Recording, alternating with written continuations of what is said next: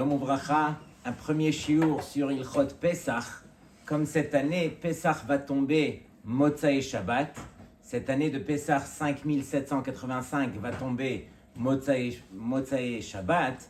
Alors il y a plusieurs problématiques sur lesquelles on se doit de s'organiser et d'arriver prêt. On va expliquer, on va donner une première introduction et vous allez tout de suite comprendre. Cette année, donc, le Yudalet Ben Nissan, le 14 du mois de Nissan, va tomber un Shabbat. On ne pourra faire ni l'Abdikat Hametz, ni le Biur Hametz. Et donc, c'est la raison pour laquelle on devra devancer le tout au 13 du mois de Nissan, qui sera le jeudi soir. Et donc, le vendredi, comme on en a l'habitude, on va brûler le Hametz. On ne fera pas le Bitoul et on ne pourra le faire que pendant le Shabbat.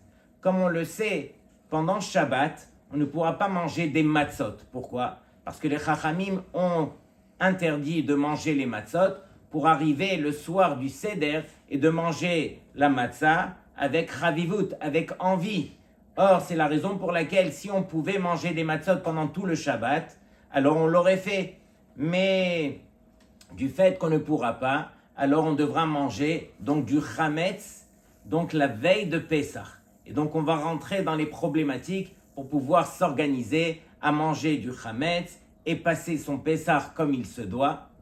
Autre chose aussi, c'est que la Gemara dans ma Sechet Shabbat, elle tire la dracha, il y a un remez lorsque on parle de la manne qui tombait pendant le Shabbat.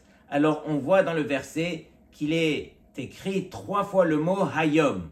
De là on en tire la dracha qu'on a l'obligation de faire 3 seudot pendant Shabbat. Il est écrit là-bas Vayomer Moshe Ichluhu Hayom Ki Shabbat Hayom Lashem Hayom Lotintsauhu Basade. De ces 3 Hayom, alors on sait qu'il y a une allusion aux 3 seudot du Shabbat. D'où la complexité de notre Shabbat de cette année qui encore une fois va tomber, Motzae Shabbat va tomber donc le Pesach. Et donc on va aller dans l'ordre chronologique des choses et on va expliquer chaque chose. La première chose, donc il y a Ta'anit Bechorim qui cette année sera devancé. Du fait qu'il est devancé, alors il y a une marloquette à savoir, est-ce que les Bechorim sont exemptés complètement de ce ta'anit ou pas. Et donc, d'après la halakha stricte, ils sont exemptés, mais le mieux aurait été, bien sûr, si on peut, d'assister à un siyuma sechet ou bien à une seuda de Brit Mila ou de Pidyon Haben pour vraiment s'acquitter. Mais disons que les papas qui ont l'habitude de jeûner pour un jeune enfant, un jeune garçon qui n'est pas encore bar mitzvah, alors cette année, il sera complètement patour. Donc, le ta'anit sera devancé, comme on l'a dit, au jeudi matin. À partir de là, donc, le jeudi soir, on fera l'abdikat hametz comme il se doit. C'est-à-dire qu'à partir de la tombée de la nuit, on va s'efforcer au plus tôt possible de faire l'abdika comme on a l'habitude chaque année. C'est-à-dire qu'on va poser les 10 morceaux de pain. On essaye de faire en sorte, bien sûr, d'avoir moins de kazaït pour chacun de ces morceaux, de peur qu'on vienne à en perdre un parmi eux. Mais dans tous les cas, donc, on fera l'abdika comme il se doit dans toute la maison. Ça sera le 13 du mois de Nissan. On fera tout de suite après le bitoul. Dans le bitoul, alors bien sûr, on se doit de comprendre ce qu'on est en train de dire. Et donc ici, ça sera le petit bitoul qu'on va faire et on laissera le grand bitoul pour justement Shabbat, le samedi matin. Donc, une fois qu'on a fini le bitoul, le vendredi matin, alors il conviendrait de faire comme on le fait chaque année, c'est-à-dire de brûler le Hametz avant la fin de la 5e heure. C'est la raison pour laquelle on va s'efforcer pour ne pas confondre avec une autre année, puisque cette année, on aura le droit de manger concrètement du pain le lendemain, pendant Shabbat. Donc normalement, on aurait toute la journée pour brûler le Hametz. Mais les Chachamim ont dit que vaut mieux ne pas changer avec les autres années et ne pas confondre. C'est la raison pour laquelle on va brûler en temps et en heure, comme on le fait chaque année. Mais une fois qu'on aura brûlé le chametz, alors là, on ne fait pas de bitoul. On ne va pas lire la phrase pour annuler le chametz, puisqu'on va continuer à manger le chametz. Va arriver maintenant le Shabbat. Et c'est là que ça commence à se compliquer. C'est-à-dire, comment agir pendant Shabbat, où réellement on va manger du pain, mais tout de suite après, on doit rentrer dans le Pessah, où tout doit être kasher les Pessah. Il y a deux façons justement de se comporter pour s'en sortir avec les séoudot de Shabbat. Alors, première façon, c'est que on va manger donc du hametz pendant Shabbat, qui est totalement permis. Et donc, qu'est-ce qu'on va faire? On va prendre pas n'importe quel hametz, on va prendre des pitotes. Des pitotes qui sont motzi, bien sûr. Et pourquoi on va prendre des pitotes? Parce que, comme on le sait, elles ne s'effritent pas, il n'y a pas de miettes, ou en tout cas, il y en a très peu, et on peut gérer le problème des miettes. Ce qu'on va faire, c'est que tout sera cuisiné dans des kélim kasher les Pessah. Tout ce qu'on va manger sera kasher les Pessah, à l'exception justement de ces pitotes qu'on va laisser. Donc on va essayer de s'organiser, à savoir combien de pitotes laisser pour qu'il y ait assez pour que chacun puisse manger la quantité requise. On rappelle que lorsque on fait Netilat Yadayim avec bracha, on se doit de manger au moins 56 grammes. Et donc 56 grammes, c'est environ une demi-pita. Donc quand vous allez manger ne serait-ce qu'une pita, vous avez mangé la quantité. Et il est bien de calculer encore une fois combien de pitotes laisser pour tous les membres de la famille pour qu'ils aient assez pour manger et la séouda de vendredi soir et celle de samedi matin. Et donc le mieux aurait été de préparer sa table de Shabbat où on va la préparer avec des hadpermi, des jetables, mais des beaux jetables qui sont pour Kvod Shabbat. Et pourquoi on va prendre des jetables? Justement parce que de peur qu'on va venir à mettre peut-être des miettes de cette pita sur la table et que tout de suite après, on a juste à prendre ces kélim et les jeter comme on va expliquer. Mais le mieux aurait été de faire netilat yadayim et de faire motzi sur la pita et de manger dans un autre endroit qui n'est pas sur la table même qu'on a préparée pour le Shabbat. Pourquoi?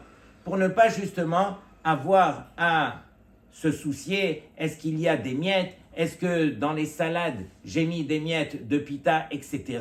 Donc, vaut mieux manger la quantité en dehors de la table, manger comme il se doit. Une fois qu'on a terminé sa pita, se rapprocher de la table où là, tout est kasher, les Pessah. On mange sa séouda comme il se doit, on fait son birkat Amazon et il n'y a aucun souci. On va jeter le jetable et c'est fini. Le lendemain matin maintenant, il y a un autre problème. Comme on le sait, Minatora, alors on a le droit de manger le hametz jusqu'à Chatzot. Chachamim ont fait une takana qu'on mangera le hametz jusqu'à la 4e heure. Et on aura le droit de posséder du hametz jusqu'à la 5e heure. Et donc c'est la raison pour laquelle cette année, c'est environ à Paris, environ jusqu'à 11h du matin, on devra consommer le hametz. C'est la raison pour laquelle on va s'efforcer d'aller prier soit au net, soit un petit peu après, et de terminer assez tôt, rentrer à la maison et pouvoir consommer sa deuxième séouda de Shabbat, qu'on va manger bien sûr du hametz. Donc on mangera de la même façon comme on vient de l'expliquer. On fera netilat yadayim, on fera motzi sur sa pita, qu'on va manger à l'extérieur de la table. Une fois qu'on a terminé cette pita, alors on peut aller après se mettre à table et manger son repas comme il se doit. On n'est pas tenu de terminer son repas à 11h du matin. Là, on peut rallonger son repas. Tout ce qu'on est tenu de faire, c'est de terminer son chametz avant 11h du matin. Et là, il faudra faire attention. Une fois qu'on a terminé sa pita, le mieux aurait été, allez vous laver les mains, allez vous brosser les dents, enlever un petit peu le chametz qu'on peut trouver entre les dents, puisqu'on peut imaginer que s'il reste des miettes de Hametz qu'on va consommer une fois que l'heure interdite est arrivée, alors c'est des plus graves. Le issour de manger du Hametz, comme on le sait à Pessah, c'est le issour de karet.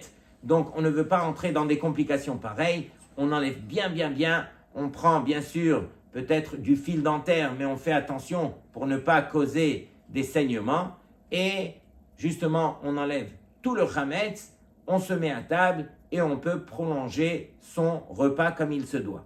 Avant l'heure de l'élimination du Hametz, qui sera environ vers midi et demi, je n'ai pas exactement l'heure devant moi, alors là on lira toute la phrase du bitoul, sur lequel on va s'efforcer de le dire au complet, on va le dire en hébreu et on va le dire en français pour être sûr que justement on a compris ce qu'on a dit. Ok? Alors le bitoul, il est tout simple. Kal chamira va deika birshuti, c'est-à-dire que tout le vin qui sera dans mon reshut, dans ma possession, des hazité ou de la hazité que j'ai vu ou que je n'ai pas vu, des biarté ou de la biarté que j'ai éliminé ou non, livtil veleheve ke afra de'ara, qu'il soit annulé et qu'il soit considéré comme de la poussière de la terre pour être sûr qu'on ne va pas enfreindre justement le issour de la Torah de Bal Yerae ou Bal Yimatse, de peur qu'il va rester dans notre possession du Hametz. C'est la raison pour laquelle je vais l'annuler. Il est bien de lire cette formule 3 fois, de comprendre ce qu'on a dit.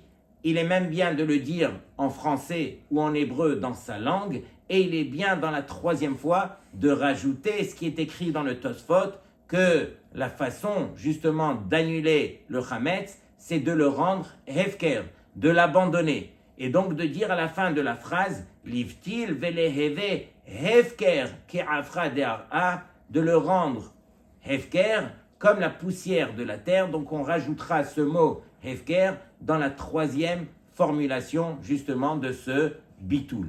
Et donc, Rabotai, une fois que on a fait le bitoul, ça y est, on est rentré dans notre Pessah, et donc il va rester quand même une Séouda comme on l'a vu. Il y a 3 Séoudotes qu'on se doit de faire pendant le Shabbat, et donc la Séouda Shelishit, il faut la terminer avant la 10e heure. La 10e heure qui sera environ vers 17 heures dans l'après-midi. Et donc, le mieux aurait été, bien sûr, de pouvoir manger du Hametz. Mais là est arrivée l'heure de l'interdit du Hametz. Donc, comment est-ce qu'on va accomplir la mitzvah de Séouda Shelishit? Il y en a qui ont l'habitude de faire comme ça, c'est-à-dire que le matin, ils ont mangé leur pita et ils ont mangé un repas allégé. Soit ils l'ont fait chalavi, soit ils ont mangé les salades et ils ont laissé la daf, le chamin, la pkeila, ce que vous voulez, ils l'ont laissé à l'après-midi, où là, ils vont le consommer pour la Séouda Shelishit. Donc, dans la Séouda Shelishit, celui qui va manger de la viande, du poisson, des fruits, alors il sera acquitté de sa Séouda Shelishit. Et le mieux aurait été de prendre des fruits d'Eretz Israël, comme des dattes, comme des raisins, et de manger kazaït, et par cela, on va accomplir la mitzvah justement de Séouda Shelishit. Il y a aussi du mézonot qu'on pourrait manger qui serait kasher les Pessah. Si on trouve de la matzah ashira, de la matzah qui a été faite avec du jus de fruits qui est sucré, alors si on en trouve avec un bon hersher, parce que ce n'est pas évident de trouver une matzah ashira comme il se doit avec un bon hersher, alors si on en trouve, on pourra manger kazaït et on sera acquitté justement de la Séouda Shelishit, sur lequel on fera même à la Michya. Donc ça, c'est la première façon de se comporter pour celui qui va manger du Hametz, du pain, pendant les 2 Séoudot de Shabbat. Il y a une autre façon de se comporter, c'est de préparer des matzot qu'on va manger justement pendant les 3 Séoudot de Shabbat. De quel matzot est-ce qu'il s'agit? Comme on l'a dit au départ, Chachamim ont institué qu'il est interdit de manger des matzot la veille de Pessah. Et donc, c'est-à-dire qu'à partir de samedi matin, on n'a plus le droit de manger de la matzah proprement dite. La veille, vendredi soir, on a le droit de faire son repas sur la matzah. Et comme il y aura plus de chametz, sur cette matzah, on pourra faire un motzi. Il est vrai qu'au travers de toute l'année, la bracha qui est instituée sur la matzah, du fait qu'elle est croustillante, alors c'est mezonot. Mais dans ce cas de figure où il n'y a plus de motzi, donc on pourra faire motzi sur cette matzah. Et donc le vendredi soir, on pourra manger de la matzah comme on la connaît, la vraie matzah, puisqu'on ne rentre pas encore dans l'interdit de manger la matzah. À partir de samedi matin, là commence à rentrer l'interdit, et donc on pourra soit prendre de la matzah qu'on devra préparer à l'avance. Qu'est-ce qu'on peut faire avec une matzah pour pouvoir la manger la veille de Pessah et que ça soit permis de manger? Donc on prend une matzah entière qu'on va tremper dans un bouillon de poulet par exemple, et donc on va la sortir, on fait attention qu'elle ne s'effrite pas et on va la garder entière. Pourquoi? Parce que de manière générale, je fais une parenthèse, lorsque je prends un morceau de pain que je vais frire ou bien que je vais mettre dans un liquide comme dans du lait, alors ce morceau de pain, il prend la bracha de mezonot. Ici aussi, cette matzah que je vais soit tremper dans un bouillon, soit je vais la faire frire, elle devient mezonot. Mais du fait qu'on va garder la quantité de kazaït, du fait qu'il y a kazaït, alors elle garde justement son statut de motzi. C'est la raison pour laquelle je vais préparer des matzot, comme je l'ai dit maintenant, soit qu'on va tremper dans un bouillon, soit qu'on va faire frire, et dans tous les deux cas de figure, ils seront considérés motzi puisqu'il y a kazaït, comme on a dit, et on pourra manger donc les deux séoudotes qui vont rester du Shabbat, celle du matin et celle de l'après-midi. Et ce qu'on aura gagné, c'est que je vais rentrer dans mon Shabbat uniquement avec des choses qui sont cachères, les Pessah. Et donc, je ne vais pas compliquer l'histoire comme dans l'histoire des Pitot. Maintenant, en ce qui concerne donc la première façon de faire, qui est de manière générale ce que tout le monde a l'habitude de faire, c'est-à-dire qu'ils vont s'organiser à prendre les quantités de Pitot comme il se doit, sur lesquelles ils feront les deux premières séoudotes, alors il risquerait bien sûr de rester des quantités de Pitot pendant Shabbat, sur lesquelles, avant l'heure de l'élimination du Chametz, alors il faudra s'en débarrasser. Il y a deux façons bien sûr de s'en débarrasser. On pourra prendre les pitotes qui va rester et aller les mettre justement dans le toilette, tirer la chasse, et on pense à faire la mitzvah de tashbitu, justement d'éliminer le chametz. C'est de cette façon qu'on le fait. De manière générale, bien sûr, on n'est jamais mezalzel sur le pain, c'est-à-dire qu'on ne va jamais dénigrer le pain sur lequel on se doit de le prendre avec respect. Il y a une grande bracha justement grâce au pain, mais dans ce cas de figure, alors c'est la mitzvah de s'en débarrasser. On pourra la jeter aux toilettes ou bien l'éliminer en prenant un produit de vaisselle, etc., qu'on va mettre justement sur le pain, où là, il ne pourra plus être mangeable, et c'est la raison pour laquelle on aura éliminé le pain de la sorte. Donc on fait attention justement de prendre des quantités qui sont limitées, justement pour pouvoir s'en sortir. Il y a un autre problème dans ce Shabbat, dans ce beau Shabbat qui va arriver, c'est que on n'aura pas le droit de préparer de Shabbat à Yom Tov. En Shabbat mechin le Yom Tov. Si c'était le contraire, si c'était Yom Tov qui allait justement préparer pour le Shabbat, alors là les Chachamim, ils ont permis de faire le Hirouv, comme on a l'habitude, le Hirouv Tafshilin, qui nous permet de préparer de Yom Tov à Shabbat. Mais dans notre cas, on n'aura pas le droit de préparer de Shabbat à Yom Tov.